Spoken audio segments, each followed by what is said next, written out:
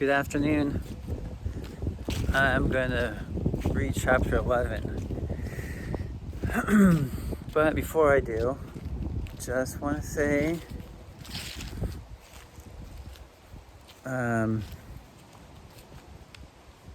whatever the positive way of saying, I guess like black-centered, I want to say fuck the police, but fuck the police, and I don't want to like talk about them and center them too much. I don't know if that's a possible real thing that I can do. Basically, here's what I want to recognize: that I'm on Coast Salish in Skagit land. I want to recognize that we continue to be in a terror of anti-black white supremacy, murdering and defending the murdering of black people, human beings, on a daily basis. I think that reading this book, thinking about patriarchy, thinking about men returning to some more loving form of ourselves, is connected to the fight against racial capitalism and white supremacy, because so much of patriarchy demands us to be emotionally cut off from ourselves and to rely on pain and control and dominating forms of behavior that are all, to me, very much a part of a way of walking in the world that allows for an extreme disconnection from other human beings and the ability to witness this ongoing catastrophe that is unfolding around us. And I think the more that we take risk and take steps and learn how to be softer, the more light that we can see through the darkness. But also this chapter 2 and the whole book, I think, teaches us a lot about what that softness looks like.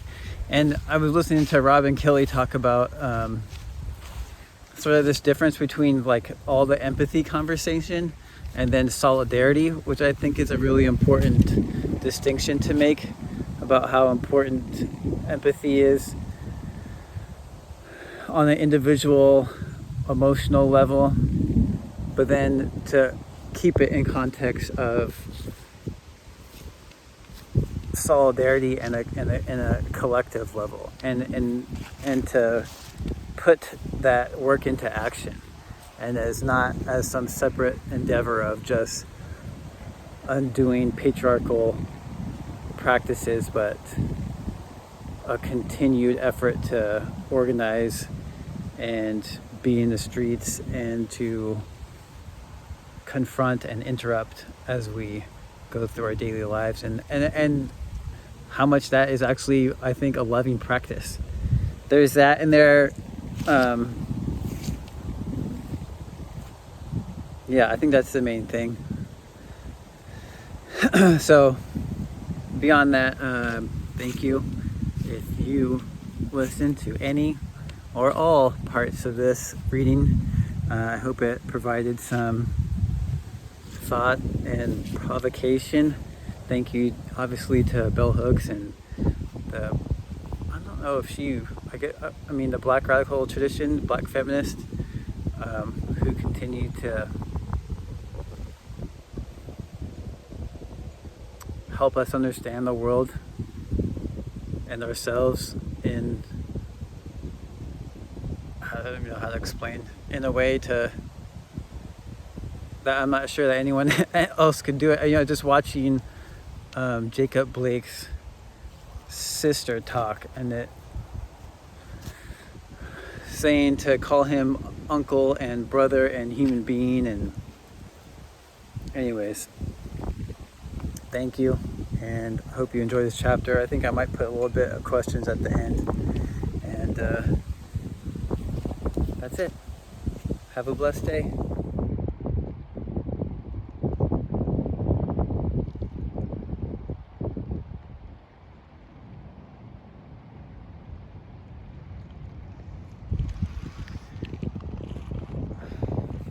Okay, as promised, chapter 11, Loving Men, last chapter. This is the Skagit River.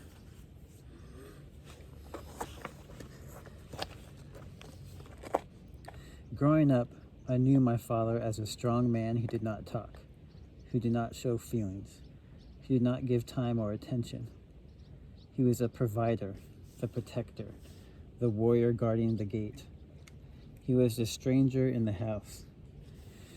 We were not allowed to know him, to hear his boyhood stories, to revel in his memories. His life was shrouded in mystery. We searched for him, standing in front of the photos of him as a young soldier, of him as a boxer, Dad at the pool hall in his glory, Dad on the basketball court. We stood in front of the photo of the all-black infantry unit he served in during World War II. A favorite game of our childhood was to find Dad in the photo, our father, the quintessential patriarch, a man of his times, raised for war. To write about men and love, I must speak of war. Time and time again, we have been told that civilization cannot survive men's loving, for if men love, they will not be able to kill on command.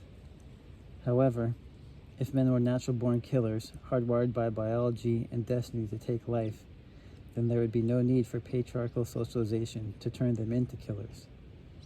The warrior's way wounds boys and men. It has been the arrow shot through the heart of their humanity. The warrior's way has led men in the direction of an impoverishment of spirit so profound that it threatens all life on planet Earth.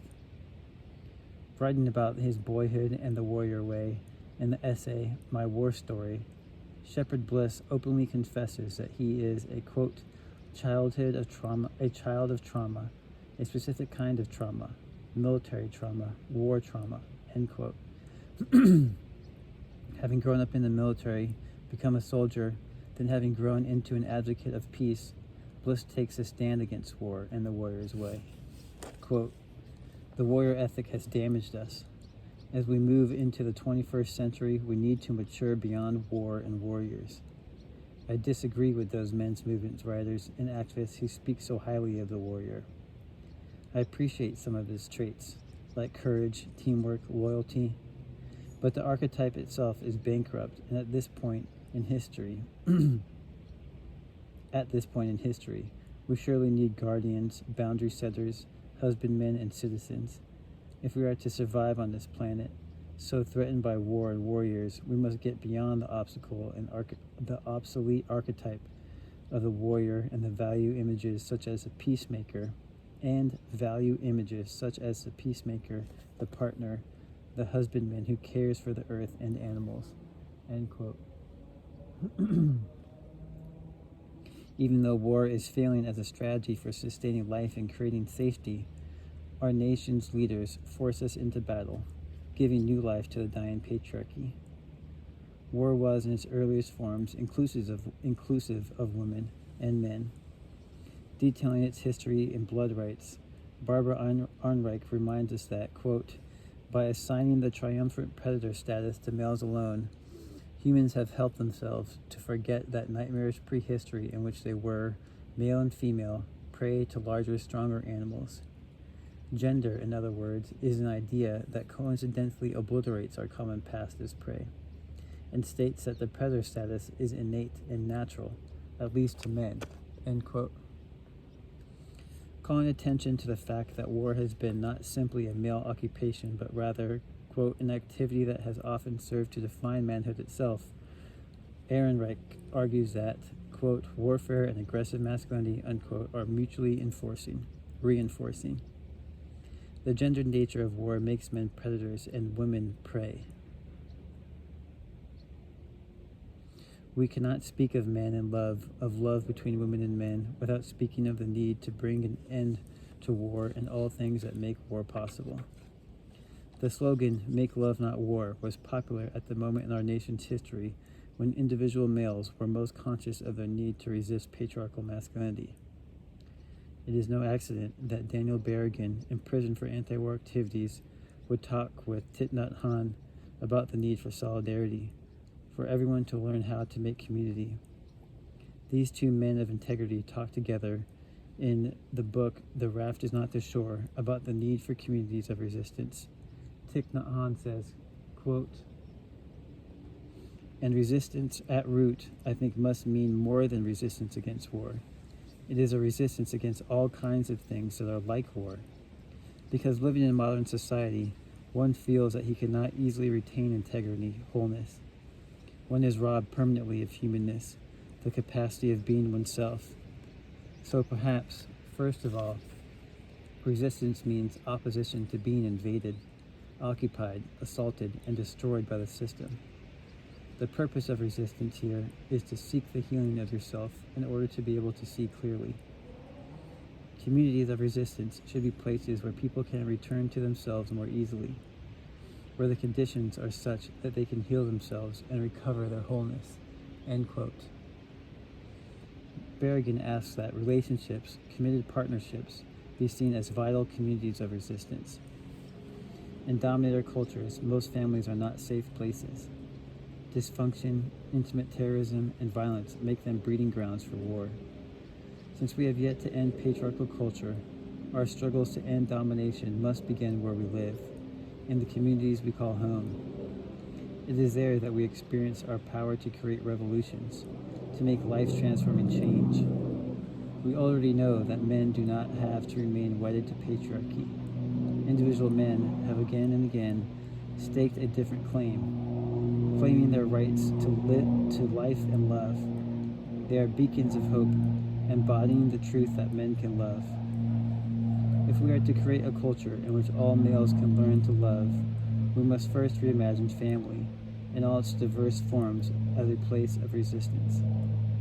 We must be willing to see boyhood differently, not as a time when boys are indoctrinated into a manhood that is about violence and death, but rather as a time when boys learn to glory in the connection with others, in the revelry and joy of intimacy that is essential human longing.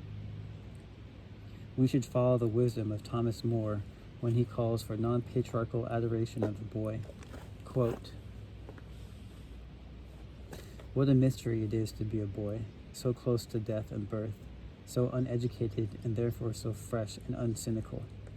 We should end our disparagement of the boy, of our own immaturities, of our tardiness in growing up, of our sheer delight in beauty, of our love of the sun, of our vertical inclinations, and of our wanderings and great falls.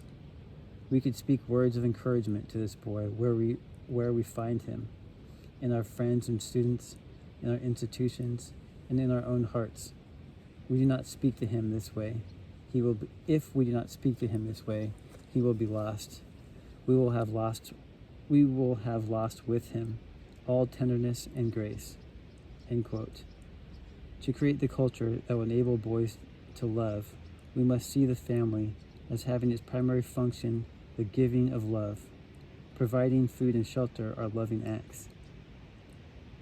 Learning how to love in family life, boys and girls learn the relational skills needed to build community at home and in the world. Poet Wendell Berry speaks of such a movement as a return to a respect for the innate holiness of all beings. Quote, "If we are lucky enough as children to be surrounded by grown-ups who love us, then our sense of wholeness is not just a sense of completeness in ourselves, but also in the sense of belonging to others and to our place.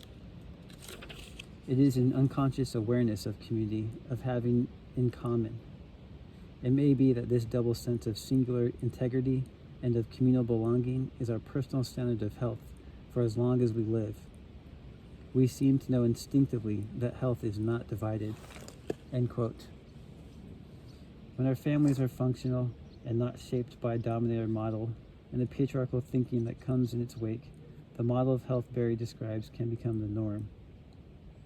In such a world, boys may think of games that do not center around the causing of pain, the creation of death, but will indeed be forms of play that celebrate life and wholeness. And the individual differences that arise between boys and girls will not need to be interpreted as a cause for domination, for one to rule over other, but will become occasions for exploration, for the sharing of knowledge, and the invention of new ways of being. Loving parents already see that if rigid gender roles are not imposed on boys, they will make their decisions about selfhood in relation to their passions, their longings, their gifts. We cannot honor boys rightly, protecting their emotional lives, without ending patriarchy. To pretend otherwise is to collude with the ongoing soul murder that is enacted in the name of turning boys into men. Without a doubt, there will always be boys who will choose activities that are rambunctious, that call for physical strength and require an element of risk. But there will also be boys who will seek quieter pleasures, who will turn away from risk. There will be boys whose personalities will be somewhere in between these two paradigms. If boys are raised to be empathetic and strong, autonomous and connected, responsible to self, to family and friends, and to society, able to make community rooted in a recognition of interbeing, then the solid foundation is present and they will be able to love. To make this solid foundation, men must set the example by daring to heal, by daring to do the work of relational recovery. Irrespective of their sexual preferences, men in the process of self-recovery usually begin by returning to boyhood and evaluating what they learned about masculinity and how they learned it. Many males find it useful to pinpoint the moment when they realized who they were, what they felt, then suppressed that knowledge because it was displeasing to others. Understanding the roots of male disease helps many men begin the work of repairing the damage. Progressive individual gay men in our nation, particularly those who have resisted patriarchal thinking, who are often labeled feminine for being emotionally aware, have been at the forefront of relational recovery. Straight men and patriarchal gay men can learn from them. Men are on the path to love when they choose to become emotionally aware. Zukov and Francis see this as a process. Quote, emotional awareness is more than applying techniques to this circumstance or that circumstance. It is a natural expression of an orientation that turns your attention toward the most noble, fulfilling, joyful, and empowering part of yourselves that you can reach for. That is your soul. End quote. Women want men to be more emotionally aware. This is especially so for women who want to be in loving partnerships with men. Yet just as there is a crisis for men, women are experiencing a crisis of faith where men are concerned. The form that crisis takes is despair about the capacity of men to make constructive change, to achieve emotional maturity, to grow up. The notion that lesbian women are anti-male always proves false when groups of women gather and talk about men. The most vicious man-hating comments are always made by women who are with men and who plan to be with them for the rest of their lives. After 49 years of marriage, my mother is angry with our dad, the perfect subordinated wife. Now when they are both over 70 years in age, is upset that he is not emotionally giving, more emotionally giving. Since she is not a feminist, she does not see that it is a contradiction to expect this old-time patriarch to suddenly give her love. Her anger surprises and enrages him. Mama's anger masks her fear that any day now she could die without ever feeling loved by the man she has devoted her entire life to pleasing. Like the men who feel that patriarchy's promise has not been fulfilled, Mama feels that she is left with broken promises, without the reward of performing the subordinate role she was told a good woman should perform. Women who are not feminist, women who support patriarchy, who do not have problems with sexism, share with their feminist anti-sexist counterparts the wish that men would be more loving. Sheer Height documented this longing in her massive study, Women in Love, A Cultural Revolution in Progress. Her chapter, Loving Men at This Time in History, begins with the observation that, quote, strangely, hauntingly, most women in this study, whether married, single, or divorced of all ages, say they have not yet found the love they are looking for, end quote. The love women are looking for in a relationship with men is one based on mutuality and partnership. Mutuality is different from equality. Women once believed that men would give us more respect if we showed we were their equals. In a world where gender equality is far is for most people an accepted norm, men withhold from women their respect. The root of the word respect means to look at. Women want to be recognized, seen, and cared about by the men in their lives. We desire respect whether gender equality exists in all areas or not. When a woman and a man have promised to give each other love, to be mutually supportive, to bring together care, commitment, knowledge, respect, responsibility, and trust, even if there are circumstances of inequality, no one uses that difference to enforce domination. Love cannot coexist with domination. Love can exist in circumstances where equality is not the order of the day. Inequality in and of itself does not breed domination. It can heighten awareness of the need to be more loving. Many women despair of men because they believe that ultimately men care more about being dominators than they do about being loving partners. They believe this because so many men refuse to make the changes that would make mutual love possible. Women have not proven that they care enough about the hearts of men, about their emotional well-being, to challenge patriarchy on behalf of those men with whom they want to know love. We read self-help books that tell us all the time that we cannot change anyone, and this is a useful truism. It is, however, equally true that when we give love, real love, not the emotional exchange of I will give you what you want if you give me what I want, but genuine care, commitment, knowledge, responsibility, respect, and trust, it can serve as a seductive catalyst for change. Any woman who supports patriarchy, who then claims to either love the men in her life or be frustrated that they do not love her, is in a state of denial. Women who want men to love know that cannot really happen without a revolution of consciousness, where men stop patriarchal thinking and action, because sexist roles have always given women support for emotional development. It has been easier for women to find our way to love. We do not love better or more than men, but we do find it easier to get in touch with feelings because even patriarchal society supports this trait in us. Men will never receive support from patriarchal culture for their emotional development. But if, as enlightened witnesses, we offer the men we love, our fathers, brothers, lovers, friends, comrades, affirmation that they can change, as well as assurance that we will accept them when they are changed, transformation will not seem as risky.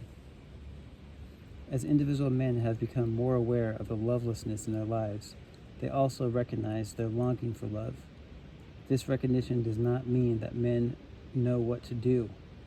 Importantly, when men love, it changes the nature of their sexuality, both how they think about sex and how they perform sexually. Many men fear learning to love because they cannot imagine a sexuality beyond the patriarchal model. In a world where men love, a focus on eros and eroticism will naturally replace male obsession with sex. All men could have the opportunity to enjoy sexual pleasure, and that includes sexual fantasy for its own sake, and not as a substitute for fantasies of domination or as a way to assert manhood in place of selfhood, where they taught a healthy eroticism. Often men use perverse sexual fantasy, particularly the consumption of patriarchal pornography, as a hiding place for depression and grief. Patriarchal pornography is a place where men can pretend that the promise of patriarchal power can always be fulfilled. Michael Kimmel explores this aspect of male lust in his essay, Fuel for Fantasy. Quote, "The pornographic utopia is a world of abundance, abandon, and autonomy. A world, in short, utterly unlike the one we inhabit. Most men don't feel especially good about themselves, living lives of quiet desperation. Pornographic fantasy is a revenge against the real world of men's lives.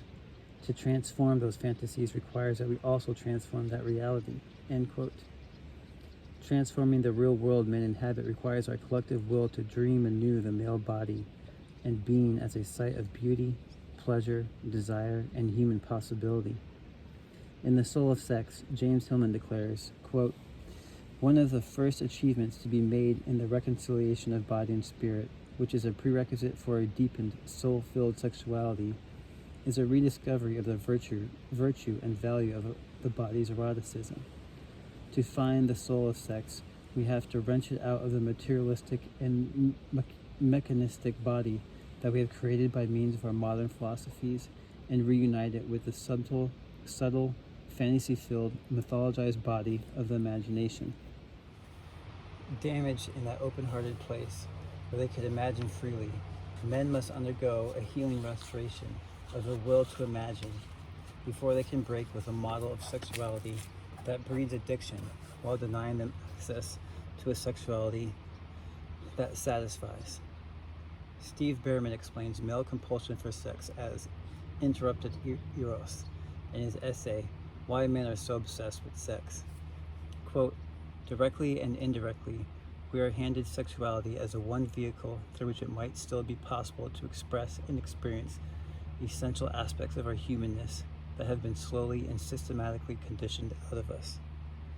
Sex was and is presented as a road to a real intimacy, complete closeness, as an arena in which it's okay to openly love, to be tender and vulnerable and yet remain safe, to not feel so deeply alone. Sex is the only place sensuality seems to be permissible, where we can be gentle with our own bodies and allow ourselves our overflowing passion, pleasure and desire, vitality and excitement, seemingly left behind somewhere we can't even remember, again become imaginable. End quote. Poignant and powerfully evocative, this is a promise of sexuality within patriarchy, but it is a promise that ultimately can never be fulfilled. Men and boys who embrace it are doomed to be forever yearning, forever in a state of lack. Behrman makes the point that after being taught to be obsessed with sex via patriarchal conditioning, males are quote, then subjected to continuous conditioning to repress sensuality, numb feelings, ignore our bodies, and separate from our natural closeness with human beings, end quote. Behrman makes the point that after being taught to be obsessed with sex via patriarchal conditioning, males are then subjected to continuous conditioning to repress sensuality, numb feelings, ignore our bodies, and separate from our natural closeness with human beings. He continues, quote, all of these human needs are then promised to us by way of sex and sexuality, but in no way can sex completely fulfill these needs. Such needs can only be fulfilled by healing from the effects of male conditioning and suffusing every area of our lives with relatedness and aliveness, end quote. Suggesting that men resist repression and choose passion as they reclaim their feeling lives. Behrman identifies passion as the greatest ally men can choose in their efforts to liberate their complete humanity. The root meaning of the Latin word patoir, P-A-T-I-O-R, is to suffer. To claim passion, men must embrace the pain, feel the suffering, moving through it into the world of pleasure that awaits. This is a heroic journey for men in our times. It is not a journey leading to conquest and domination, to disconnecting and cutting off life. It is a journey of reclamation, where the bits and pieces of the self are found and put together again, made whole. As men work to be whole, sex assumes its rightful place as one pleasure among many pleasures. Unlike addictive patriarchal sex, passion rooted in a life-affirming erotic ethos deepens emotional connection. According to Zukov and Francis, quote, loving sexual intimacy expresses care and appreciation. It is mutual giving, not mutual taking. It is an arena in which individuals nurture each other rather than exploit each other. In loving sexual intimacy, sexual partners are not interchangeable. They are unique in their histories, aptitudes, struggles, and joys. They know each other and care for each other. They empathize. They are interested in each other. They use physical intimacy to deepen their emotional intimacy. They are committed to growing together. Individual men who have found their way back to a restored sense of the erotic, to eros as a life force, need to share their bliss with men in general.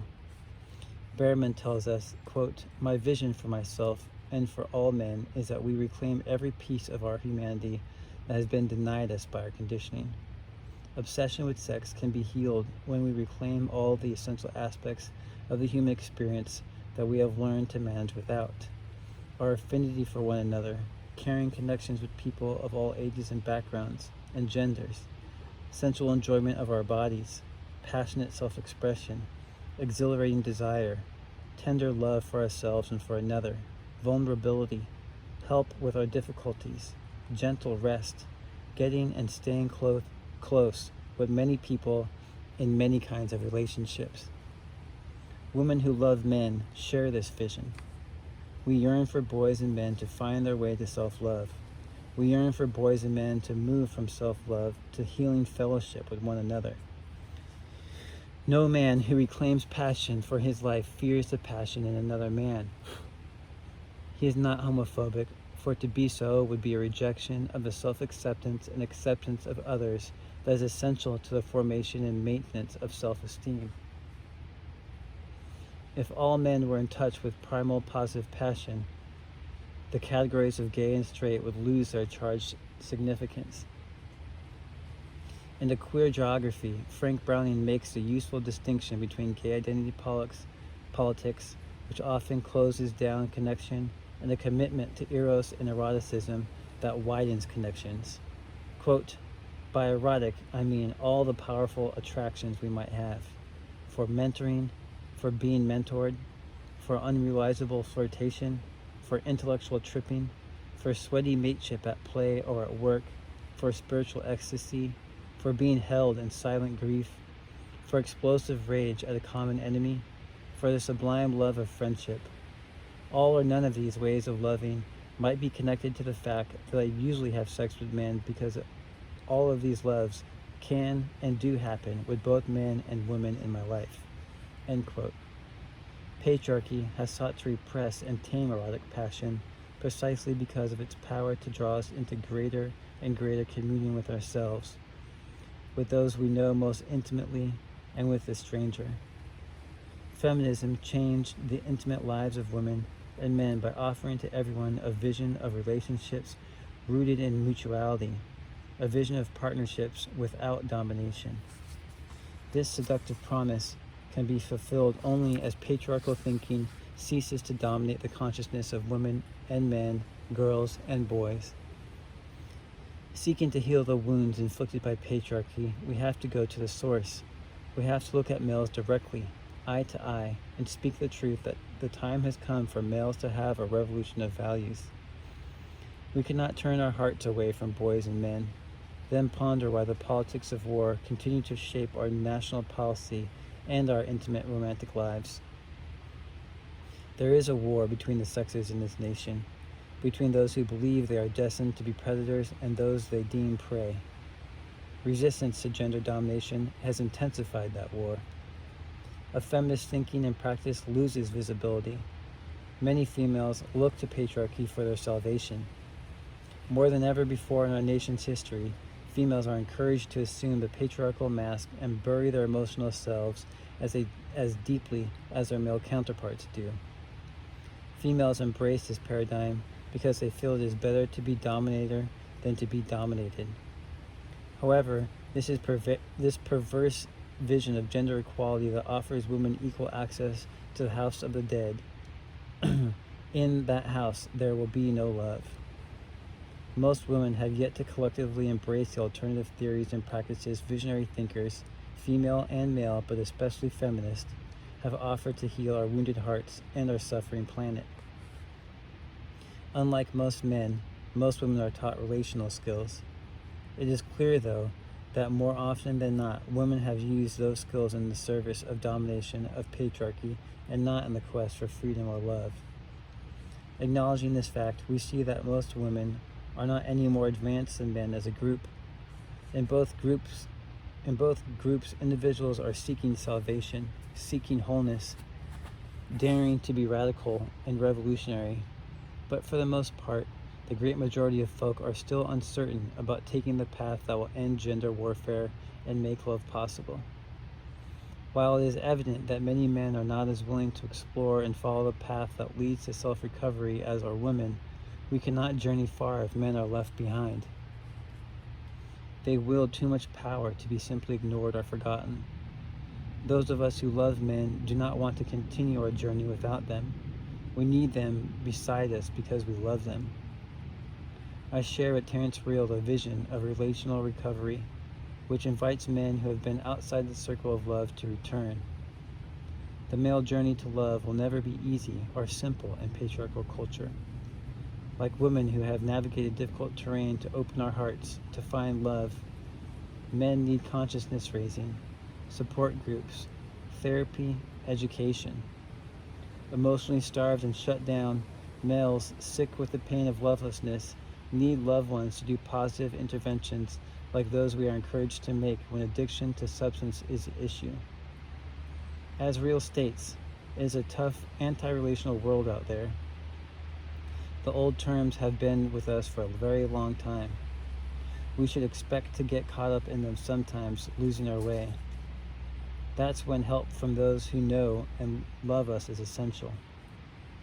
Men seeking help often find it difficult to find support. We ask them to change without creating a culture of change to affirm and assist them. Time and time again, when I struggled to do the work of love with a male partner who was not changing, I was told to give up on him, to kick him to the curb. I was told I was wasting my time. All this negative feedback made me ponder whether healing places exist where wounded males can go where they will not be turned away, especially when positive change is not happening fast or fast enough. Women who have been victimized by men, women who have suffered ongoing hurt at the hands of men, naturally are wisely cautious about the energy that they expend in the service of helping men heal. Yet there are many women who have been both helped and hurt by men. Kay Lee Hagen testifies that the good men in her life have ruined her for man-hating. Quote, "For both men and women, good men can be somewhat disturbing to be around because they usually do not act in ways associated with typical men. They listen more than they talk. They self-reflect on their behavior and motives. They actively educate themselves about women's reality by seeking out women's culture and listening to women. They avoid using women for vicarious emotional expression. When they err, and they do err, they look to women for guidance and receive criticism with gratitude. They practice enduring uncertainty while waiting for a new way of being to reveal previously unconsidered alternatives to controlling and abusive behavior. They intervene in other men's misogynist behavior, even when women are not present, and they work hard to recognize and challenge their own. Perhaps most amazingly, good men perceive the value of a feminist practice for themselves, and they advocate it not because it's politically correct, or because they want women to like them, or even because they want women to have equality, but because they understand that male privilege prevents them not only from becoming whole, authentic human beings, but also from knowing the truth about the world. They offer proof that men can change." End quote. Men like this are true comrades in struggle. Their presence in my life sustains hope.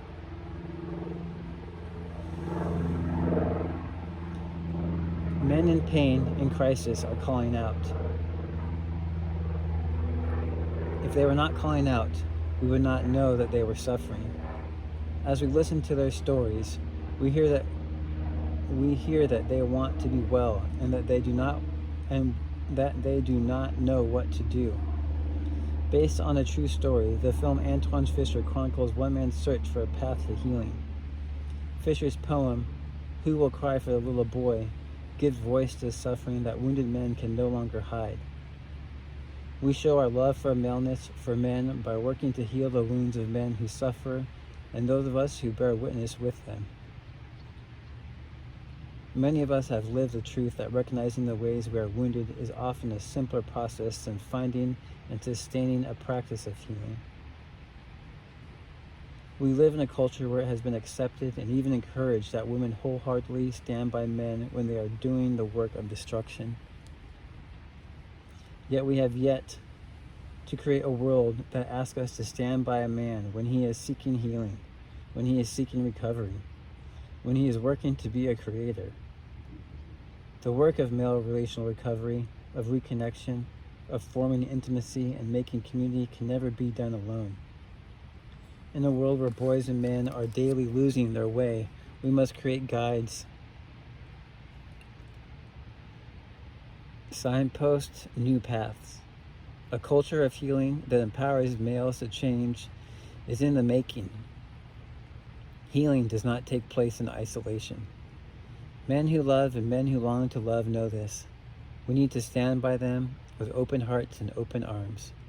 We need to stand ready to hold them, offering a love that can shelter their wounded spirits as they seek to find their way home and as they exercise the will to change.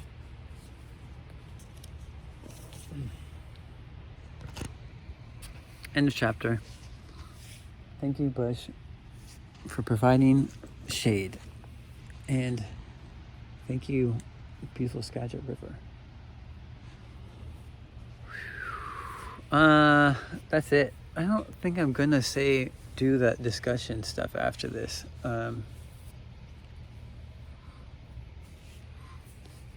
Because healing cannot be done in isolation. So I think that my next step is going to be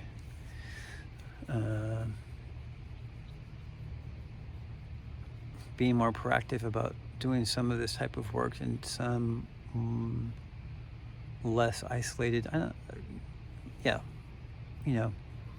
We're in COVID, so phone calls and Zoom calls and socially distanced meetups and stuff to discuss the end of this chapter. So you will be hearing from me, or hopefully I will be hearing from you. And I love you as much as I love myself, or more.